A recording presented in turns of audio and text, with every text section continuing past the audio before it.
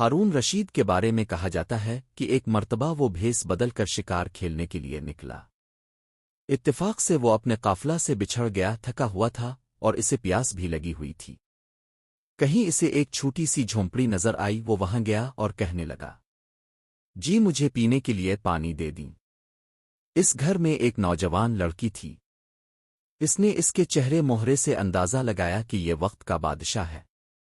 جب بادشاہ نے پانی مانگا تو اس لڑکی نے درخت سے انار توڑا، اس کا جوس نچوڑا اور بادشاہ کو دینے سے پہلے اس نے وہ شربت کپڑے سے چھان لیا تاکہ کوئی تنکا پتہ نہ چلا جائے۔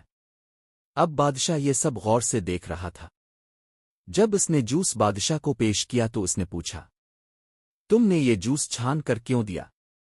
وہ کہنے لگی، اے امیر المومنین، میں نے ایسا اس لیے کیا تھا کہ کوئی تنکا وغیرہ آپ کے منہ میں نہ چلا جائے۔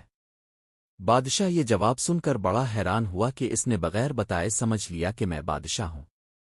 وہ اس بات پر اتنا خوش ہوا کہ اس نے گھر آ کر اس لڑکی کے لیے نکاح کا پیغام بھیجا اور اسے اپنی زندگی کا ساتھی بنا لیا۔